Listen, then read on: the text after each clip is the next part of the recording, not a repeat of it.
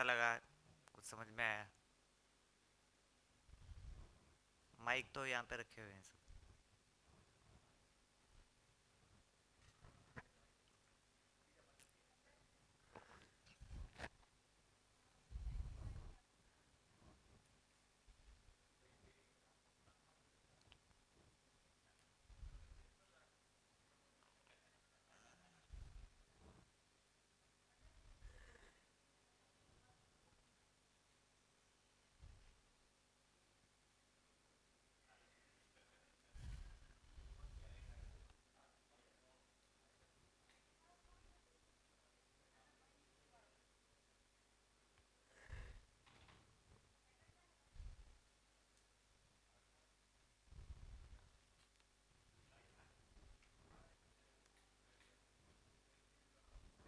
नमस्ते।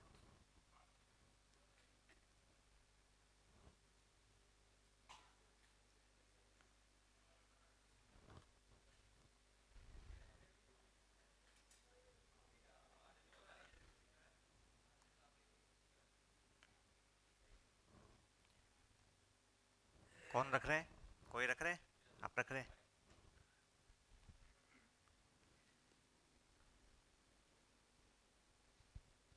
नमस्ते सभी को। नमस्ते। कल पूरा दिन 26 मई के दिन पहले से जो हुआ है वो शॉर्ट में शेयरिंग में रख देता हूँ। तो पहले ये 3 वास्तविकता के बाद में बात हुई। हम्म। ऐसे तो 2 ही है, मगर हम्म। अपने हिसाब से 3 गिनी है। तो एक वास्तविकता व्यापक मूल ऊर्जा के रूप में है, हम्म। दूसरी इकाई है। इकाई में 2 है, जड़ और चैतन्य। जड़ का आचरण करना रूप गुण से होता है, और चैतन्य का स्वभाव और धर्म से होता है। वो क्लैरिटी हुई। और मानना का अर्थ पहले स्वीकार करना, स्वीकार कर लेने के बाद पहचानना, बाद में निर्वाह करने का। दूसरी बात हुई मध्यस्थ दर्शन के हिसाब से अस्तित्व, सह अस्तित्व,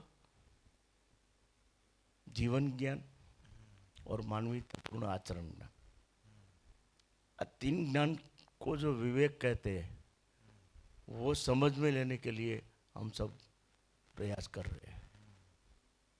उसमें ज्ञान बराबर दर्शन की क्षमता। ज्ञान का अर्थ दर्शन की क्षमता। भाव सूक्ष्म रूप में प्रकट होता है और वो अंतर्मुखी है। बाहिर साधनों के लिए जो होता है एक बीजे के लिए, वो कभी रहता है, कभी नहीं भी रहता है। हमारे अपेक्षा के साथ संबंध में निर्वाह नहीं हुआ तो कम ज़्यादा हो सकता है। वो हम आदर्शवाद में और ऐसे ही उसको लागणी शब्दों से व्यक्त करते हैं, मगर वो मूल भाव नहीं है। भाव होता है तो निरंतर रहता है। कोई भी परिस्थिति में भाव का वहन है, वो ऐसे हमारा बाय डिफ़ॉल्ट ही है। तो वो भाव अद्भुत और निरंतर रहता है, और भाव अंदर से ही प्रकट होता है। और जड़ पदार्थ में वो है, वो शरीर का एक्सप्रेस होता है, दिखता है। दूसरी बात, चैतन्य इकाई में आकार और घनत्व भी है, मगर वो अलग अलग है। शरीर से माध्यम से जिसका जैसा शरीर होता है, उन्हीं का आकार का पुंजा आकार का चैतन्य आकार होता है। और जड़ परमाणु, मुख्य परमाणु और अजीर्ण परमाणु कैसे एक दूसरे को पहचानने के बाद पूर्णता की ओर जाते हैं, और इसमें उसको गठनशील परमाणु कहते हैं। और इसमें से पूर्ण होके जो मध्यांश में होकर चैतन्य एकाणु, चैतन्य एकम हुआ, इकाई हुई, वो गठन पूर्ण इकाई हुई। और गठन पूर्ण होने के बाद वो ज्ञान अवस्था, मतलब मानव के चैतन्य अवस्था के रूप में पशु में भी होता है, मगर वो अर्ध विकसित ब्रेन के हिसाब से वो जीने की आशा के माध्यम से व्यक्त होता है। ज्ञान अवस्था में सुखपूर्वक जीने की आशा से अभिव्यक्त होता है। और पूरा अस्तित्व में तीन अवस्थाएं है, पदार्थ अवस्था, प्राण अवस्था। वो अस्तित्व की डिजाइन से हमें दिखाई देती है, मगर वो आधी प्रकट हुई है। वो अभिव्यक्त करने के लिए ज्ञान अवस्था की इकाई आई है, और अभिव्यक्त होकर प्रकट करके ज्ञान अवस्था ही एक ऐसी इकाई है वो प्रकट कर सकती है, और प्रकट करने के लिए यही उसका प्रयोजन है, प्रकृति का, अस्तित्व का। वो ध्यान में आया। बाद में ज्ञान और भाव का सोर्स है वो सूक्ष्मता से जानना होता है। जितना हम सूक्ष्मतम जानते हैं अपने में, उतना ही भाव दूसरा का अंदर होता है तो भी हम जान सकते हैं। अपनों में, मेरे में भी मैं जान सकता हूँ। जीवन की अनुपात और ये सब वो है, वो क्रमिक है। विकास क्रम विकास और जागृति क्रम जागृति। संबंध में जीने के लिए ही ज्ञान है। ज्ञान का अर्थ क्या होता है? संबंध में जीने के लिए ही ज्ञान है। और एक मानव अकेला रह के व्यक्त नहीं कर सकता, इसलिए परंपरा में उसको अवर्णनीय कहा है। मगर दर्शन में ऐसा नहीं है। आप प्रकट भी करो, आप ज्ञान भी लो, पहले सूचना के रूप में लो, बाद में धीरे धीरे जीने के रूप में लो। आचरण होने के बाद आप भी समझ सकते हो, दूसरों को भी समझा सकते हो। आचरण के बाद उसको भी ऐसा लगता है कि इसमें कुछ गुणात्मक परिवर्तन आया है। ज्ञान का अर्थ ही है कि उसको फैलाओ, सभी जगह आप करो। और सही अर्थ में वही ज्ञान है जो फैलाव करता है और दूसरों के लिए उपयोगी और पूरक हो सकता है। और जीवन में संबंध और ब्रेन का जो कनेक्शन है वो आपने कल बताया, थोड़ा थोड़ा मेरी समझ में आया है। पर अद्भुत है कि एक बार जीवन अपना होता है सब में, मगर एक बार जो हम हिसाब से क्रिया के रूप में वो ब्रेन को एक बार ट्रेन कर देता है, तो हर वक्त जीवन के पास उसको जाना नहीं पड़ता।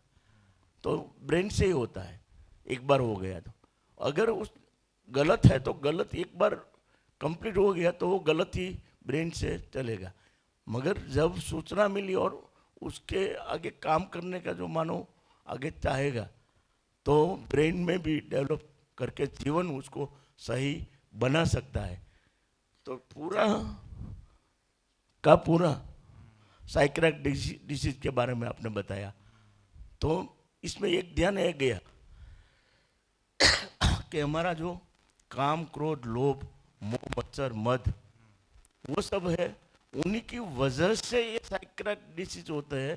उसी पर तो किसी का ध्यान ही नहीं है। उस पर ध्यान नहीं। पहले वो ऐसे उसको अलग रखते हैं। काम, क्रोध, लोभ, मोह, मत्सर अलग है, और ये साइक्रेटिक डिसीज है वो भी अलग है। मूल दर्शन के हिसाब से, और आपने जब कल समझाया, तो ये पैदा ही यहाँ से होता है। किसी की आपूर्ति नहीं होती, अथवा किसी की ज्यादा चेष्टा हो जाती है, इसमें से उसका जन्म होता है। इसी हिसाब से ब्रेन में जो केमिकल्स है वो रिलीज करने में प्लस माइनस होता है। प्लस माइनस का कारण डिप्रेशन आता है और साइकियाट्रिक डिसीज होता है। अगर सही तरीके समझ ले और उसकी मन की शक्ति अच्छी कर ले, तो कोई साइकियाट्रिक डिसीज भी नहीं है, उसको कंट्रोल भी कर सकते हैं। और दर्शन में अद्भुत बताया है कि एक बार आप सकारात्मक का कोई जगह ले लो, तो वो नकारात्मक बाबत है वो अपने आप छूट जाएगी। थोड़ा भी बहुत है, मगर इतना मेरे बढ़िया लिए बढ़िया, नहीं नहीं, आप बढ़िया रख रहे हैं, रखिए रखिए, बहुत बढ़िया रख रहे हैं आप।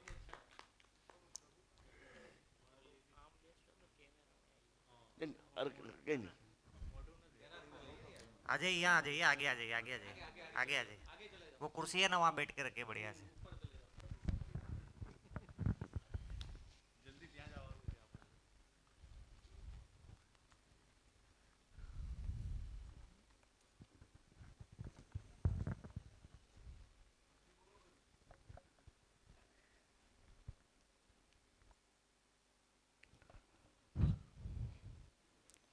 पुनः नमस्ते सभी को। अभी तक जो शेयर किया उसके बाद जो आगे की बात है, उसमें हमारा मन की जो काम करता है इंद्रियों में, उसके बारे में कल सेशन में दो बात बताई। भ्रमित मानव शरीर के हिसाब से मन पर कैसे काम करते हैं और सही अर्थ में जो जागृति की ओर कदम रखते हैं वो कैसे करते हैं। उसमें अभी तक जो बताया हो उसमें सारी बात मन से ही हमारी सब कुछ क्रियाएं शरीर लक्षी होने से संवेदना को पहचान कर तुरंत ही उसकी एक्ट कार्य व्यवहार में लाते हैं। इसीलिए ही ये सब हमारी जो आज की समस्याएं है उसका जन्म हुआ है। क्योंकि मानव है तो डिजाइन से ही निरंतर सुखी होना चाहता है और निरंतर सुखी होने के कारण निरंतरता कब रहती है कि उसकी जो डिजाइन पहले से ही मानव ने अस्तित्व ने जिसके लिए बनाया है वो मूल स्वभाव में रहता है तो निरंतरता रहती है। शरीर लक्षी संवेदनाओं को सुख लेने की कोशिश है, वो कोशिश क्षणिक होती है, निरंतर क्यों नहीं रहती कि पदार्थ अवस्था, प्राण अवस्था और जीव अवस्था तीनों में संगठन विघटन की प्रक्रिया हर पल हर सेकंड शरीर में रहती है और उसका संगठन विघटन और दूसरे में जो आवश्यक है अस्तित्व के हिसाब से वो आवर्तनशील होता ही रहे, परिवर्तनशील होता ही रहेगा। तो जो परिवर्तनशील है उसमें कभी निरंतरता नहीं आती। निरंतरता कब आती है? जो परिवर्तनशील नहीं है। तो परिवर्तनशील कौन नहीं है? तो चैतन्य इकाई है हमारी। जो चैतन्य इकाई उसको जब दर्शन में जीवन कहते हैं। जीवन एक ऐसी वास्तविकता है कि जिनके लिए ये प्रकट हुआ है। तो ये प्रकट करने में जो उसकी भूमिका है वो जागृति की भूमिका है और वो जो पूर्णता की ओर अपना कदम रखते हैं तो शरीर लक्षी सुविधा और शरीर लक्षी संवेदना का और प्रिय हित लाभ और न्याय धर्म सत्य जो दर्शन में बताया गया है वो न्याय धर्म सत्य में गुरु मूल्य है। इसमें प्रिय हित लाभ हो ही जाता है, सुख सुविधा भी मिलता है, पोषण भी मिलता है, अपना काम होता है, संबंधों में निर्वाह होता है। इसलिए ही ये दर्शन है। और कल सुख और दर्द, दुख और दर्द दोनों अलग अलग बात है वो भी बताई। दुख क्या है? वो भाव की बात है। और दर्द क्या है? वो फिजिकल हमें जो होता है वो दर्द होता है। बाद में संबंध के लिए जीना, संबंध के खिलाफ जीना, संबंध बढ़ाने के लिए जीना और जागृति ज्ञान का कोई धर्म और संप्रदाय में संबंध के जुड़ने से कोई मानता ही नहीं। तो दर्शन में मूल जीवन में मूल्यों का निर्वाह कर फीलिंग और आस्वादन है। उसके लिए जो 5.5 क्रिया है उसी को हमको जो पता चलेगा। अभी तक हम 4.5 तो हम सब बोल रहे हैं मगर मेरे हिसाब से बोलूँ तो 2 ही क्रिया में जीते हैं। ऊपर की 2.5 क्रिया तो अभी 4.5 क्रिया मन के ऊपर है। मन, वृत्ति, चित्त એટલે तुलन, विश्लेषण, आस्वादन, चित्रण, उसमें भी अभी हमारे को कमी है। तो पहले 5.5 क्रिया को समझने से पहले मेरे में खुद में पहले 4.5 क्रिया क्या है उसका मैं विश्लेषण करूं, देखते जाऊं कि 4.5 कब पूरा होता है। बाद में वो सूचना के रूप में 5.5 क्रिया लूं और आगे की और गति करूं। और एक बात बहुत अच्छी बताई कि फीलिंग होता है तो हमें ऐसा लगता है कि ये सुख हुआ है। वो अस्तित्व ने ही दिया है, डिजाइन से दिया है कि एक बार जो वो फीलिंग करेगा कि यहाँ सुख है तो आगे सुख की उसकी इच्छा थोड़ी ज़्यादा रहेगी। अगर पहले से निरंतर सुख की कामना होगी तो वो स्टेप ही नहीं चढ़ेगा। तो सर ने बताया कल सेशन में कि वो एक रिलीफ है, इंटरम रिलीफ, वचगाळानी राहत है। तो हम अब भ्रमित मानो मैं क्या करता हूँ एक बार मिल गई तो वहाँ से आगे जाने की कोई सोचता ही नहीं हूँ। हमको कल्पनाशीलता दिया गया है, कर्म स्वतंत्रता दी गई है, मगर उसका जो सदुपयोग करना है डिजाइन में, अस्तित्व डिजाइन में, उसका हम गलत उपयोग कर रहे हैं और उसको ही सुख मान रहे हैं। इन्हीं की ये सब समस्या, इन्हीं की सब पीड़ा, इन्हीं के लिए मैं भी दुखी रहता हूँ। मेरे में सुख की कामना होते हुए भी मैं सुख नहीं पाता हूँ। संबंध में परिवार में जी नहीं सकता हूँ, संबंध परिवार में जी नहीं सकता हूँ, तो समाज में मेरा कोई स्थान नहीं है, समाज में मेरा रोल नहीं है, तो अस्तित्व में भी मेरा सही रोल नहीं है। इसी के लिए ही दर्शन है। बहुत बढ़िया। कल का जो सेशन बाल मुकुंद बहन बताया, गहराई से देखेंगे एक बार। फिर भी ये सेशन जब भी टाइम मिलेगा तो मैं दूसरी बार देखूंगा और आगे की गतिस्थिति रखूंगा। अस्तु, धन्यवाद। बहुत बढ़िया, बहुत अच्छे नोट्स बनाए आपने। हाँ, पूरा कवर कर लिया, बहुत बढ़िया। और भी रखिए लोग, और रखिए।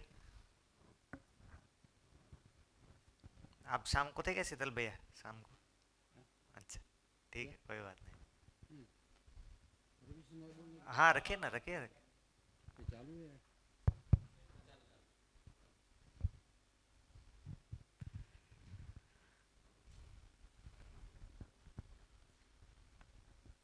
नमस्कार गुरु।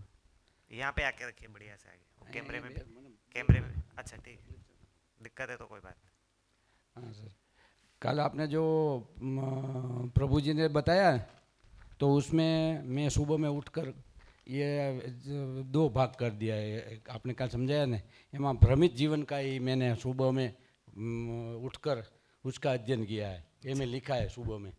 तो भ्रमित जीवन होने के क्रियाकलाप में लिखा है, भ्रमित जीवन में जो कोई क्रियाकलाप होता है तो एમાં बुद्धि और आत्मा उपेक्षित होती है।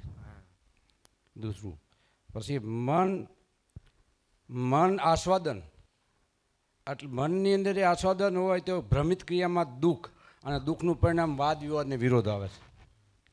પછી વૃત્તિ અને તુલનમાં અશાંતિ આવે અને અશાંતિના કારણે હઠ और કટ્ટરતા આવે છે। આપ ફક્ત ભ્રમિત જીવનની વાત કરું, બોલું જે બે મિક્સ કર્યું હતું હું એક જ ભાગ કરી દઈ દઉં। પછી ચિત્તમાં આવે છે અસંતોષ, એમાં એનું પરિણામ એ આવે છે, એના સંદર્ભમાં स्वयं के शरीर मानने के आधार पर अहंकार आता है और अशांति में प्रिय अप्रीतिय इंद्रिय के साक्षेप हित अहित आता है और बंधन में आशा बंधन में इंद्रियों से निरंतर सुख होने का पहला प्रसार होता है। विचार बंधन में अपने विचारों को श्रेष्ठ मानने का आधार पर निरंतर सुखी होता है। ये मैं उदाहरण देकर तो भ्रमित में क्या करता हूँ, जो प्रभु जी ने बताया तो मैं ऐसा सोचूंगा कि मेरा ही विचार, मैं भले इससे कम जानता हूँ पर मैं भ्रमित में ये ऐसा सोचता हूँ कि मैं इससे बढ़िया जानता हूँ। ये भ्रमित अवस्था है। इच्छा बंधन, इच्छा बंधन में भ्रमित कल्पना हो कि निरंतर सुखी होने की आशा रखता हूँ। अब परिणाम ये आता है कि काम क्रोध लोभ मोह मद અને મચ્છર એમાં ભ્રમિત અવસ્થામાં કેવો પ્રભાવ પડે છે। તો કામમાં यौन संवेदना में सुख की कामना रखता हूँ।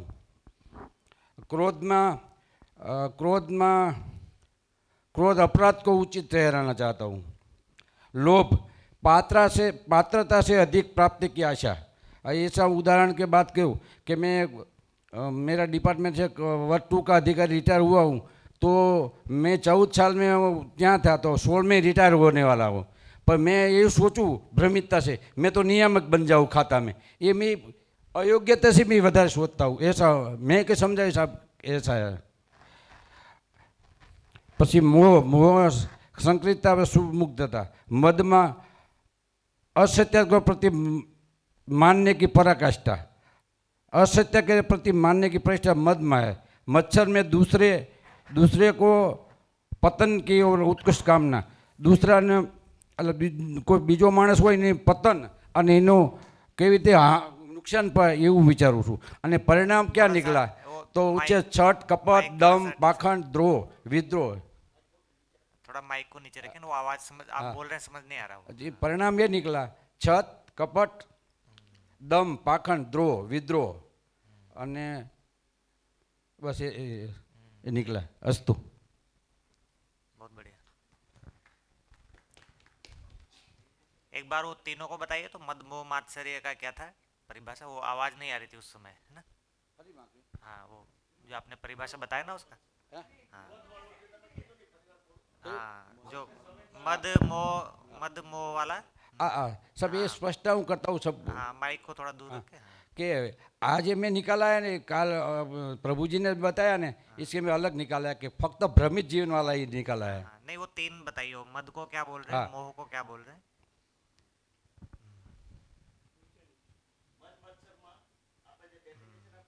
એટલે કામ ક્રોધ એ ફૂટતું. हाँ